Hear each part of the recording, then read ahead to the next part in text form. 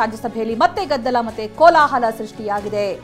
ಭದ್ರತಾ ಲೋಪದ ಬಗ್ಗೆ ಉತ್ತರಕ್ಕೆ ವಿಪಕ್ಷ ಪಟ್ಟು ಹಿಡಿದಿದೆ. ಕೇಂದ್ರ ಗೃಹ ಸಚಿವರು ರಾಜೀನಾಮೆ ಕೊಡಬೇಕು, ಭದ್ರತಾ ಲೋಪ ಆಗಿದೆ. ಎರಡನೇ ಬಾರಿ ಈಗ ರಾಜ್ಯಸಭೆ ಕಲಾಪ ಮುಂದೂಡಿಕೆಯಾಗಿರೋದು. ಒಂದು ಕಡೆ ಇನ್ನೊಂದು ಕಡೆ ಸದನದ ಬಾವಿಗಿಳಿದು ಪ್ರತಿಭಟನೆ ಮಾಡಿದ್ದಕ್ಕೋಸ್ಕರ ಡೆರೆಕ್ ಒಬ್ರಿಯಾನ್ ಟಿಎಂಸಿ ಸಂಸದ ಅವರನ್ನ ಅಮಾನತು ಮಾಡಿ ಆದೇಶವನ್ನು ಹೊರಡಿಸಲಾಯಿತು. ಇದೀಗ ಮತ್ತೆ ಗದ್ದಲ ಕೋಲಾಹಲ.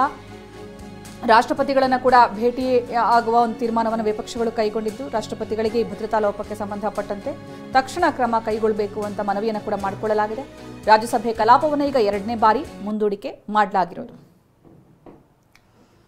ರಾಜ್ಯಸಭೆಯನ್ನು ಅರ್ಧ ಗಂಟೆಗಳ ಕಾಲ ಮುಂದೂಡಿ ಆದೇಶವನ್ನು ಹೊರಡಿಸಲಾಗಿತ್ತು. ಆದರೆ ಮತ್ತೆ ಕಲಾಪ ಆರಂಭವಾಗ್ತಾ ಇದ್ದಂತೆ ಮತ್ತೆ ವಿಪಕ್ಷಗಳು ಭದ್ರತಾ ಲೋಪದ ಬಗ್ಗೆ ಉತ್ತರಕ್ಕೆ ಪಟ್ಟು ಹಿಡಿದಂತಹ ಹಿನ್ನೆಲೆಯಲ್ಲಿ ಗದ್ದಲ ಕೋಲಾಹಲ ಉಂಟಾಯಿತು. ಪ್ರತಿಭಟನೆಯನ್ನ ಮಾಡೋದಕ್ಕೂ ಕೂಡ ಮುಂದಾಗ್ತಾರೆ.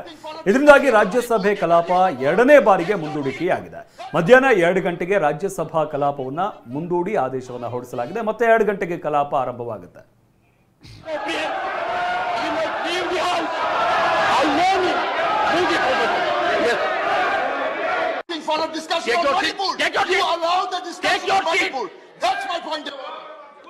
Honorable members, I name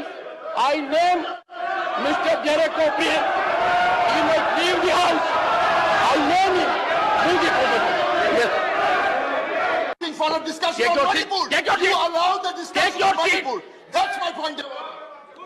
Honorable members, I name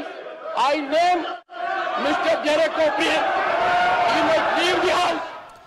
ರಾಜ್ಯಸಭೆಯಲ್ಲಿ ಮತ್ತೆ ಗದ್ದಲ ಕೋಲಾಹಲ. ಹೀಗಾಗಿ ಮಧ್ಯಾಹ್ನ 2 ಗಂಟೆಗೆ ರಾಜ್ಯಸಭೆ ಕಲಾಪವನ್ನು ಮುಂದೂಡಿಕೆ ಮಾಡಲಾಗಿದೆ. ರಾಜ್ಯಸಭೆಯಲ್ಲಿ ಮತ್ತೆ ಗದ್ದಲದ ವಾತಾವರಣ. ಒಂದು ಕಡೆ ಟಿಎಂಸಿ ಸಂಸದ ಅವರನ್ನ ಅಮಾನತು ಮಾಡಿ ಆದೇಶವನ್ನು ಹೊರಡಿಸಲಾಗಿರೋದು. ಜೊತೆಗೆ ಇದಕ್ಕೆ ಉತ್ತರವನ್ನು ನೀಡಲೇಬೇಕು ಕೇಂದ್ರ ಗೃಹ ಸಚಿವರು ಅನ್ನುವಂತಹ ಪಟ್ಟನ್ನು ಹಿಡಿತಾ ಇದ್ದಾರೆ ವಿಪಕ್ಷಗಳು.